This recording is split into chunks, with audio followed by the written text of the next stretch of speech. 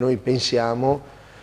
che questa Europa in effetti non si è costituita, non c'è, esiste un'Europa burocratica, tecnica,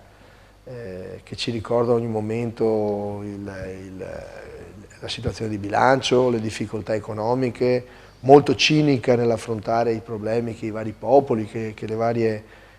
anche culture diverse europee hanno. Però non si è riusciti a costruire l'Europa politica, che era il vero caposaldo, il vero obiettivo, insomma, di chi i padri fondatori hanno pensato a un'Europa unita. Allora, siccome l'Europa è di tutti, è anche nostra, e non c'è dubbio che Venezia sia a pieno titolo una città europea, lo è sempre stato, voglio dire. Allora, noi pensiamo che cioè, le riflessioni insomma, che sono state fatte in questi giorni mettono Venezia paradossalmente al centro, non tanto come qualcuno dice di una conferenza internazionale, non è questione di fare un convegno in più o in meno,